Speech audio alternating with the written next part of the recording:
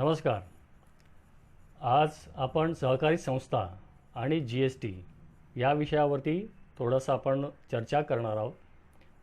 सहकारी संस्थांमध्ये आपण काम करत असताना साधारण त्यामध्ये व्यावसायिक हा ॲप्रोच फार कमी असतो आणि सहकार हे तत्त्व त्यात जास्त असते.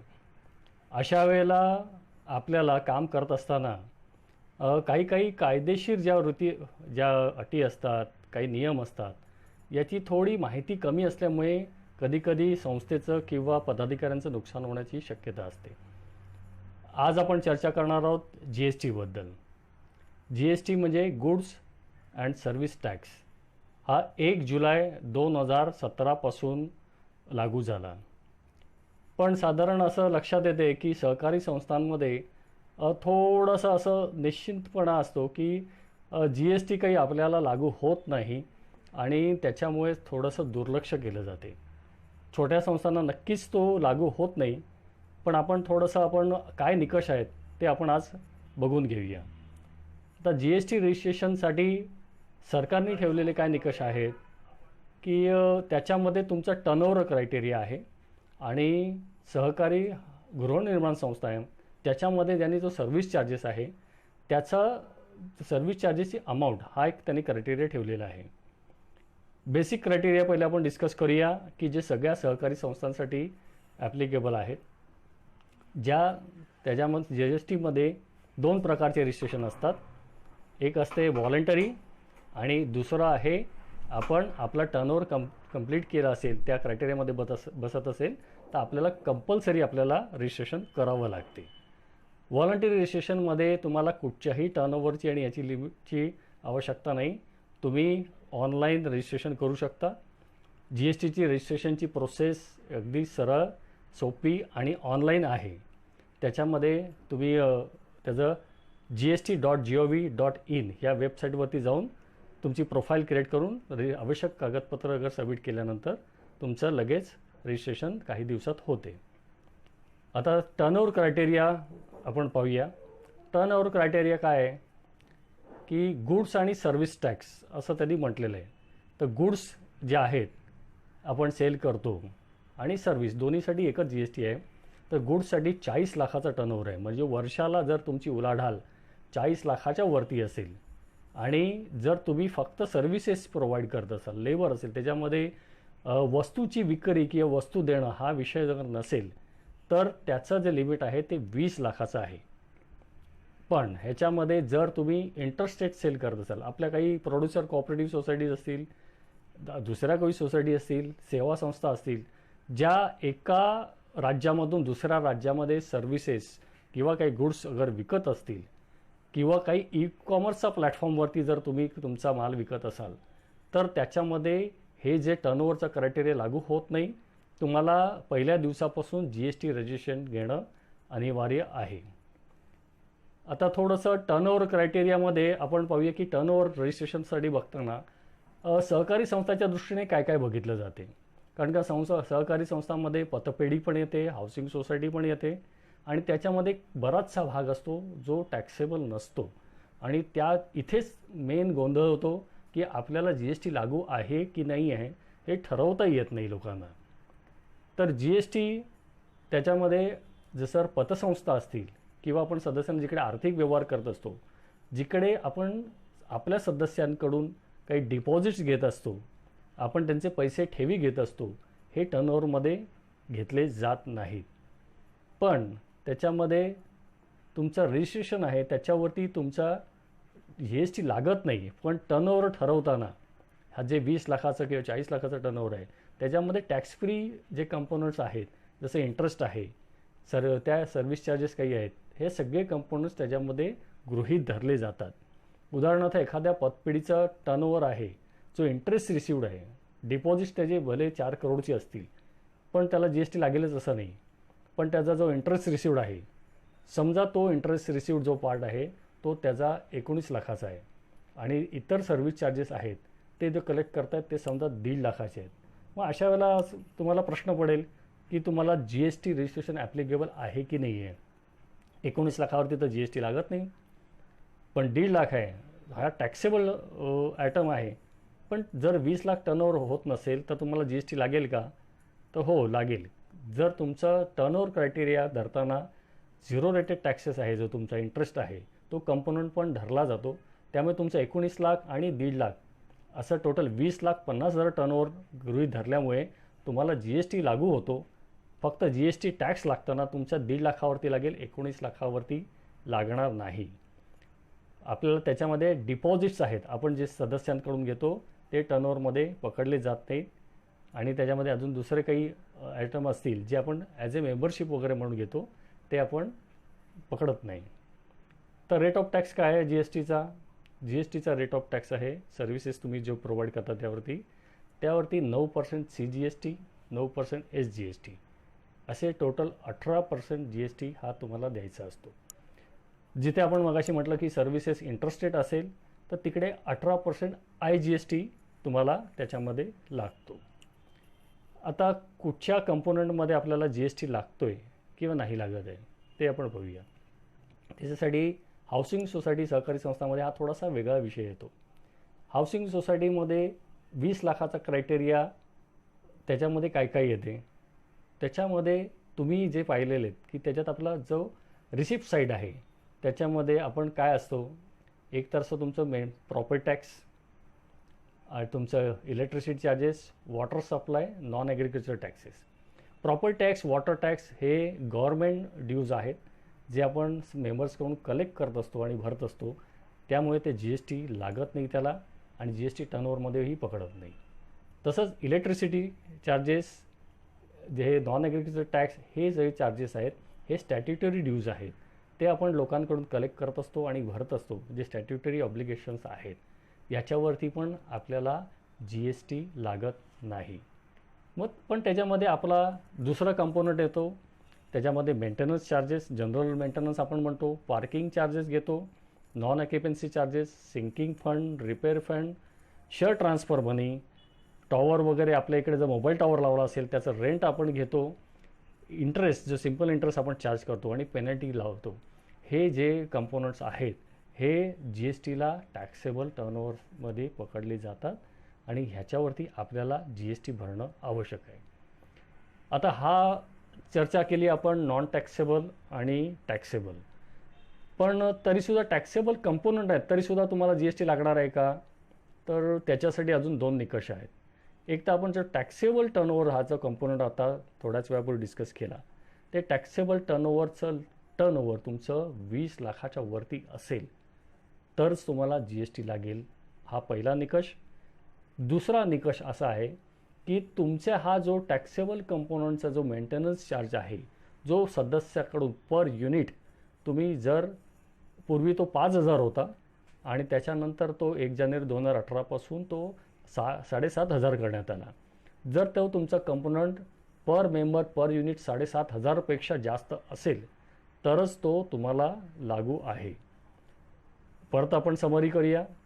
जर तुमची हाऊसिंग सोसायटी आहे किंवा कमर्शियल व्यापारी यांची सोसायटी आहे त्याच्यामध्ये तुम्ही मेंटेनन्स चार्जेस घेतात, प्रॉपर्टी टॅक्स वगैरे बघून ती अमाऊंट जर पर युनिट 7,500 पेक्षा जास्त असेल आणि प्लस हे सगळे अमाऊंट तुमची सर्व्हिस चार्जेसची 20 लाखापेक्षा जास्त असतील, दोन्ही कंडिशन जर पूर्ण करत असाल तर तुम्हाला जी एस टी लागू आहे.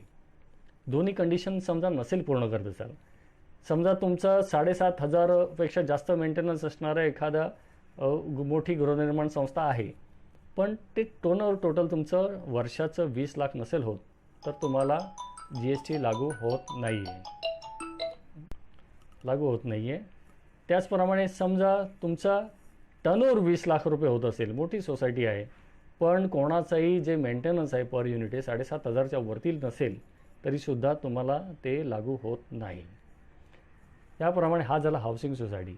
पतपेढीचं आपण आता चर्चा केली की ज्याच्यामध्ये इंटरेस्ट कंपोनंटवरती आपल्याला जी एस टी लागत नाही, आपल्याला फक्त जी एस टी लागतो आपण जे service charges, penalty charges, processing fees अशा प्रकारे जे आपण चार्जेस आपण त्यांच्याकडून घेतो त्याच्यावरती आपल्याला फक्त जी एस टी लागतो भरायचे. तसंच जी एस टीमध्ये अजून एक प्रकार आहे रिव्हर्स मेकॅनिझम. रिव्हर्स मेकॅनिझममध्ये जे पतपेढीमध्ये साधारणपणे आपल्या लक्षात येते की आपण लिगल केसेस करत असतो, प्रोड्युसर कोऑपरेटिव्ह बँक असेल किंवा मच्छीमार असेल, आपण त्याच्यामध्ये ज्या एकदा आपल्याला जी एस टी ॲप्लिकेबल झाला का फक्त सर्व्हिस चार्जेसवरती जी एस टी भरावा लागतो असं नाही. आपण कधीकधी आपल्याला प्रोफेशनल लोकांची मदत घ्यावी लागते. जसं वकील आहे, तर त्यांचे जे आपण पैसे देतो त्यांचा जो जी एस टी आहे तो आपल्याला रिव्हर्स मेकॅनिझम सिस्टममध्ये आपल्याला भरायचा असतो.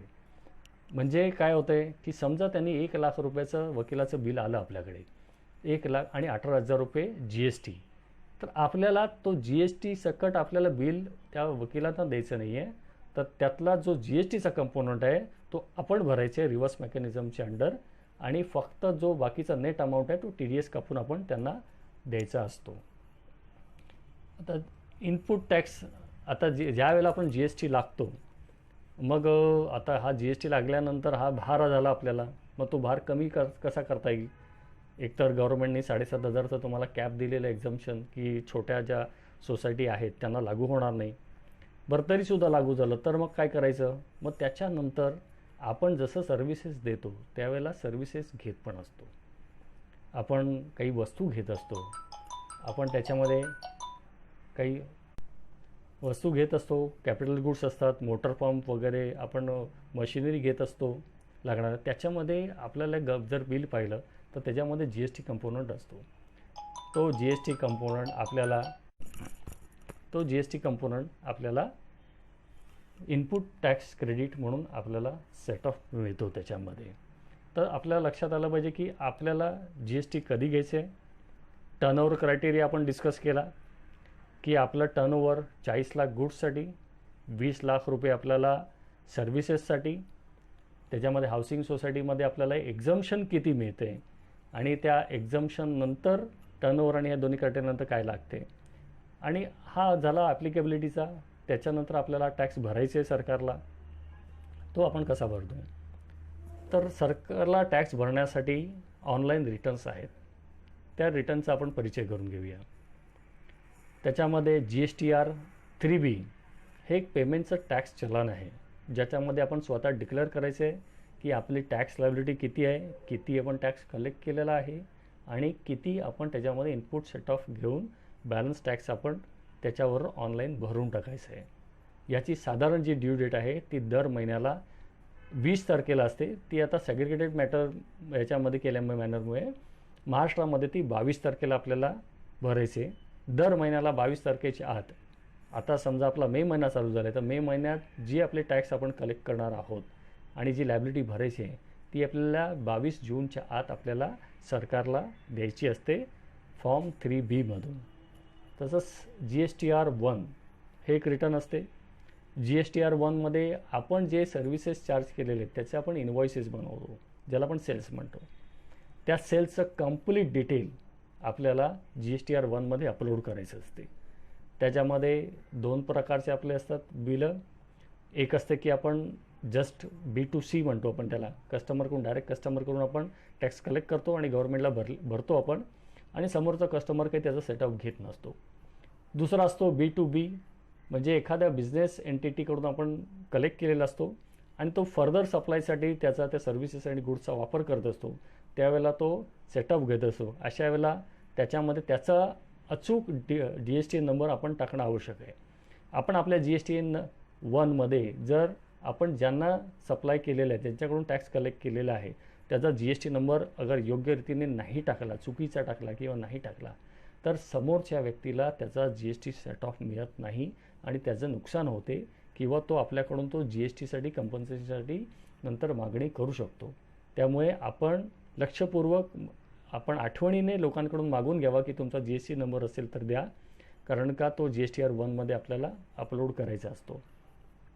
जसं आपण भरतो आणि अपलोड करतो आणि समोरच्याला इनपुट सेट ऑफ मिळत असतो, मग आपण ज्यांना टॅक्स भरलेला आहे आणि ज्यांनी आपल्याकडून GST कव्हर केलेला आहे त्याचा सेट ऑफ आपल्याला मिळाला आहे का हे कसं करणार. तर त्याच्यासाठी पण पारदर्शकता आहे. त्याच्यासाठी 2A म्हणून आहे, GSTR 2A हा ऑनलाईन फॉर्म असतो, तो आपण डाउनलोड करायचा. त्याच्यामध्ये समोरच्या ज्या पार्टीने GST 1 सगळ्यांनी ज्यांनी अपलोड केला असतो, ज्यांनी आपला GSTN नंबर टाकलेला आहे आणि त्यांचे इनव्हॉइसेस त्याच्यामध्ये फीड केलेले आहेत, ते आपल्याला त्याच्यामध्ये डाउनलोड करता येतात. त्यामुळे GSTR 2A डाउनलोड करून आपण ज्यांना टॅक्स भरलेला आहे त्यांनी आपापलं इनवॉइस अपलोड केलं की नाही हे तुम्ही रिकन्साइल करू शकता. ज्यांनी नसेल केलं किंवा रिटर्न फाईल नसेल केलं त्यांना तुम्ही स्मरण देऊन त्यांना त्यांच्याकडून करेक्शन करून घेऊ शकता आणि त्यांना आपला GST नंबर टाकायला सांगू शकता, जेणेकरून आपल्याला त्याचा सेट ऑफ घेता येईल. जरी आपण पैसे दिले असेल, आपल्याकडे इनवॉइस असेल आणि समोरच्या डीलरनी जर त्याच्या GSTR 1मध्ये आपलं GSTचं डिटेल बरोबर टाकलं नसेल तर आपलं नुकसान होऊ शकते, आपल्याला तो GST सेट ऑफ मिळणार नाही. त्यामुळे आपण आठवणीने समोरच्याला आपला नंबर द्यावा. आपण बिलं चार्जेस करताना, सर्व्हिस चार्जेस करताना समोरच्याचा GSTR नंबर आपण मागून घ्यावा, जेणेकरून सरकारला टॅक्स जाईल तर ज्याचा त्याचा सेट ऑफ मिळेल, त्याचा फायदा होईल. अगर तो टाकला नाही तर आपल्याला किंवा आपल्या समोरच्या व्यक्तीला त्याचं नुकसान होऊ शकते. याची काळजी आपण नेहमी घेतली पाहिजे. त्याच्यानंतर येतं GSTR 9. GSTR 9 हे ॲन्युअल रिटर्न आहे. आपण संपूर्ण वर्षभरात जे सेल परचेस केलेलं आहे, सेल परचेस डिक्लेअर केलेले आहे, टॅक्सेस भरलेले आहेत आणि आपण इनपुट सेट ऑफ घेतलेलं आहे, याचं एक समरी रिटर्न वर्षाच्या शेवटी एक 9 या फॉर्ममध्ये भरायचं असते. सध्या पहिल्या वर्षी 1.5 करोडच्या आत ज्यांचं टर्नओव्हर होतं त्यांच्यासाठी हे रिटर्न फाईल करणं अनिवार्य नव्हतं. जर ड्यू डेटच्या आत जर तुम्ही रिटर्न फाईल नाही केलं तर ते तुम्ही जे रिटर्न फाईल केलेलं जे आहे डेटा तो योग्य आहे, तुम्ही भरल्यात त्याच्यात समाधानी आहेत असं गृहीत धरून त्याच्यावरती कुठचीही पुढे प्रोसेस होत नाही. पण तुम्ही ते भरू शकता, हे ऑप्शनल आहे. म्हणजे ज्याचा 1.5 करोडच्या आत टर्नओव्हर आहे तो व्यक्ती आपलं ॲन्युअल रिटर्न भरू शकतो, पण त्याने ते ड्यू डेटच्या आत भरायला पाहिजे. ड्यू डेटच्या आत जर नाही भरलं गेलं तर ते डीम टू बी फाईल असं समजलं जाईल. तसंच ज्याचं टर्नओव्हर जास्त आहे, ज्याचं 1.5 करोड टर्नओव्हर पार केलेलं आहे, ज्याला ऑडिट ॲप्लिकेबल आहे, 2 करोडचं जसं लिमिट आहे, अशाला GSTR 9C हा एक ऑडिट रिपोर्ट फॉर्म आहे. तो ऑडिटरकडून ऑडिट करून कंपाईल करून तो फाईल करणं आवश्यक आहे. हे जर आपण रिटर्न्स टायमावरती अगर फाईल नाही केले तर त्याला वेगवेगळे दंड लागू शकतो आणि त्याचं आपल्याला नुकसान होऊ शकते. तर आपण ह्या जे आहेत त्याच्यामध्ये काय दंडाची प्रोव्हिजन आहे ते मी तुम्हाला सांगतो. GSTR 3B हा टॅक्सचा फॉर्म आपण दर महिन्याला भरायचा आहे. टॅक्स आपण जर नाही भरला दर महिन्याला तर आपल्याला लेट फी लागणार, आणखीन इंटरेस्ट पण लागणार. लेट फी किती आहे तर 50 रुपये पर डे पर रिटर्न. जिथपर्यंत तुम्ही रिटर्न फाईल नाही करत तिथपर्यंत तुम्हाला 50 रुपये पर डे पर रिटर्न तुम्हाला ही पेनल्टी लागणार आहे. आणि जर ते नील असेल तर तुम्हाला 20 रुपये लागणार आहेत त्याच्यामध्ये. म्हणजे आपल्याकडे जर टॅक्सेबल टर्नओव्हर नसेल, टॅक्स भरायचा नसेल तर आपण रिटर्न फाईल करण्याची काय आवश्यकता आहे म्हणून आपण स्वस्त बसलो तरीसुद्धा आपल्याला दंड लागू शकतो. उदाहरणार्थ आता एप्रिल आणि मेमध्ये जर आपलं टर्नओव्हर नसेल आणि पुढे 30 जूनपर्यंत आपण रिटर्न फाईल नाही केलं, विचार केला लॉकडाऊन होतं, रिटर्न फाईल बिझनेसच बंद होता, टॅक्स भरायचाच नाही, 0 टॅक्स आहे, आपण कशाला रिटर्न फाईल करायचं, तर अशा वेळेला आपल्याला तो दंड भरावा लागू शकतो. सध्या नील रिटर्न्स आपण SMS द्वारे पण फाईल करू शकतो. याची फॅसिलिटी सरकारने आपल्याला दिलेली आहे. या लेट फी हे रिटर्न फाईल करण्यासाठी आहे आणि टॅक्स भरण्यासाठी 18% दर साल दर शेकडा या दराने त्याच्यावरती इंटरेस्ट आकारला जातो. कारण का आपण सरकारचे पैसे वेळेवरती भरले नाहीत, आपल्याकडे वापरले गेले किंवा आपण टायमात भरू शकलो नाही तर त्याच्यावरती 18% आपल्याला व्याज लागते. म्हणजेच 1.5% पर मंथ आपल्याला किंवा पार्ट ऑफ द मंथ आपल्याला इंटरेस्ट द्यायचा आहे. फक्त आता ह्या कोविडच्या काळामध्ये सरकारने जो रेट ऑफ इंटरेस्ट आहे तो 18%वरून 9% केलेला आहे 3 महिन्यासाठी. पण परमनंट हेच काही राहणार नाही आहे, त्यामुळे आपण आपलं रिटर्न्स वेळेवरती भरणं आवश्यक आहे. जसं GSTR 1 आहे हा प्रत्येक महिन्याच्या 11 तारखेला भरायचे आहे, तो वेळेवरती भरायला पाहिजे. त्याच्यात टॅक्स भरायचा नसतो, पण ती एक प्रोसिजर आहे, ती आपण पूर्ण नाही केली तर ते रिटर्न आपण लेट फाईल केलं तरीसुद्धा त्यालासुद्धा पर डे पेनल्टी आहे. GSTR 9 हे ॲन्युअल रिटर्न आहे. रिटर्न म्हणजे माहिती विवरणपत्र द्यायचे आपल्याला आणि ते विवरणपत्र जर आपण देऊ नाही शकलो तर त्या विवरणपत्राला पण पर डे 200 रुपीज ₹200 दररोजचे पैसे भरावे लागतील. असं लक्षात येते की जिकडे थोडंसं आपल्याला माहिती नसते आणि आपण बेसावध असतो, असं सहकारी संस्थांमध्ये फार जास्त प्रमाणात होते. आणि नंतर लक्षात येते की 6 महिने झाले आणि आपण 6 रिटर्न भरलेले नाही आहेत आणि एका रिटर्नचे ₹10,000, एकाचे 5,000, एकाचे 3,000. खरं तर सर्व्हिस चार्जेस कमी असतो, टॅक्स भरायचा कमी असतो. ह्या चुका छोट्या संस्थांकडूनच जास्त होतात, मोठ्या ठिकाणी नाही होत. त्यांची टॅक्स लायबिलिटी असते ₹10,000-20,000. पण जेव्हा त्यांना माहीत पडते की असं आपल्याला टॅक्स भरायचा होता, त्यावेळेला ती लायबिलिटी, जी पेनल्टी असते तुमची लेट फी, ती जवळजवळ ₹40,000-50,000च्या घरात गेलेली असते. त्यामुळे ती भरायचं म्हणजे फार धर्मसंकट होते. भरल्यानंतर सभासद आपल्याला विचारतात, तुम्ही वेळेवरती का भरलं नाही? ₹5,000 भरायचे होते तर ₹50,000 तुम्हाला पेनल्टी का भरावी लागली नाही? असे प्रश्न आपल्याला आपले सभासद, आपले सहकारी विचारू शकतात. त्यामुळे आपल्याला हे सगळे टाईमटेबल आहे हे आपल्या डायरीत कुठेतरी लिहिलं पाहिजे.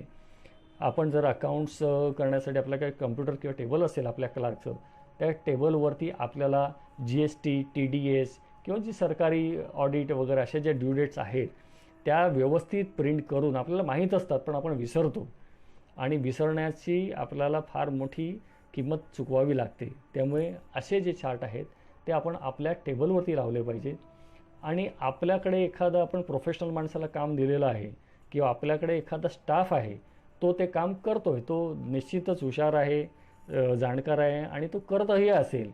पण तो करतोय म्हणून आपण त्याच्यावरती विसंबून न राहताना आपली अकाउंटेबिलिटी आहे, रिस्पॉन्सिबिलिटी जरी त्या स्टाफची असली तरी आपली अकाउंटेबिलिटी आहे की हे सगळे रिटर्न्स आणि हे सरकारी देय आहेत, पैसे आहेत, ते आपण वेळेवरती देतो की नाही देतो ह्याच्याबद्दल आपण नेहमी जागृत असलं पाहिजे.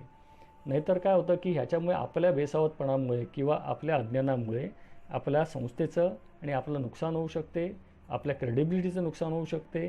सरकारी नोटीस वगैरे आल्यानंतर आपल्याला पदाधिकारी आहेत त्यांचं पण स्वतःचे वैयक्तिक क्रेडिबिलिटीचं नुकसान होऊ शकते.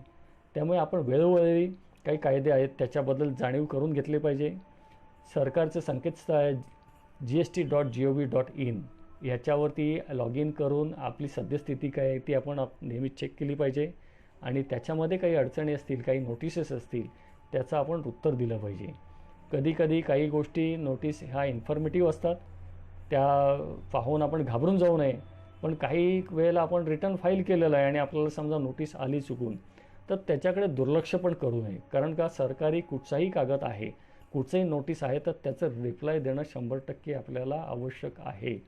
100% आपल्याला त्याचा रिप्लाय दिला पाहिजे की तुम्ही रिटर्न फाईल केलं आहे तर रिटर्नचा रेफरन्स आणि त्याचं किंवा टॅक्स भरला असेल तर रेफरन्स, डेट, चलान नंबर याच्या सकट आपण त्या नोडल अधिकारी आहे त्याला आपण संपर्क केला पाहिजे, ईमेल टाकला पाहिजे. कारण का कधीकधी सिस्टममध्ये काही गोष्टी अपडेट व्हायला टाईम लागतो, पण तरीसुद्धा आपली ती जबाबदारी आहे, एक पदाधिकारी म्हणून, एक संस्थेचे संचालक म्हणून किंवा संस्थेचे आपण काम करणारा एखादा व्यक्ती आहे, तर आपली जबाबदारी आहे की आपण आपले जे सरकारी ड्यूज आहेत ते वेळेवरती गेले पाहिजेत, ते योग्य रीतीने गेले पाहिजेत आणि त्याच्यावरती आपण व्यवस्थित आपण काय काय बदल होत आहेत ह्याची आपण वेळोवेळी माहिती करून घेतली पाहिजे. आणि ह्याबद्दल अजून काही जर आपल्याला माहिती असेल तर आपण आज सहकार वर्ल्डतर्फे जे आपण कार्यक्रम जसा गेला, आता मार्गदर्शनामध्ये रोज रोज एक सत्र घेत आहोत, असे सत्र आपण नेहमी घेऊ आणि ह्याच्यावरती आपण चर्चा करू शकतो. जर कोणाला ह्याच्यामध्ये काही शंका विचारायची असेल तर खाली चॅट बॉक्समध्ये तुम्ही आपले प्रश्न विचारा, मी त्याचे उत्तर देतो. ठीक आहे, फार टेक्निकल सेशन आहे. तुम्हाला हा व्हिडिओ पुन्हा पुन्हा एक दोनदा पाहिला तर त्यातल्या काही गोष्टी पुन्हा एकदा स्पष्ट होतील. त्यातल्या काही सगळ्याच गोष्टी आपल्याला ॲप्लिकेबल नसतील, पण आपल्या संस्थेला कुठच्या ॲप्लिकेबल आहेत त्याची माहिती करून घ्या. आपल्याला GST ॲप्लिकेबल आहे की नाही हे पहिले पडताळून बघा. ॲप्लिकेबल असल्यानंतर किती टॅक्स भरायचे आहे ते पडताळून बघा आणि ते जर असेल तर आपले रिटर्न्स आणि टॅक्स पेमेंट वेळोवेळी जातील ह्याची आपण काळजी घेतली पाहिजे. कारण का सध्या जे गव्हर्नमेंट आहे हे फायनान्शियल डिसिप्लिनच्या मागे आहे. आर्थिक शिस्त लावण्याच्या, म्हणजे टॅक्स कलेक्ट करणं फक्त हा उद्देश नसून त्याच्यामध्ये आर्थिक शिस्त असावी. आणि आर्थिक शिस्त ही आपल्याला, आपण जेव्हा संस्था चालवतो त्यावेळेला तर ती अनिवार्यच आहे, ती ऑप्शनल नाही आहे. तो ऑप्शनचा भाग नाही आहे, तो अनिवार्य आहे. त्याच्यामुळे आपलं कामकाज सुरळीत चालते आणि त्याच्यामध्ये कुठच्याही प्रकारची अडचण येत नाही आणि आपलं नावलौकिकही चांगलं राहते त्याच्यामध्ये. इट इज फक्त फायनान्शियल लॉस नाही, याच्यामध्ये आपला रेप्युटेशन लॉस पण होऊ शकतो. म्हणून आपण त्याची नक्कीच काळजी घेतली पाहिजे. आणि हे माझं छोटंसं सत्र मी इथेच समाप्त करतो. जय सहकार.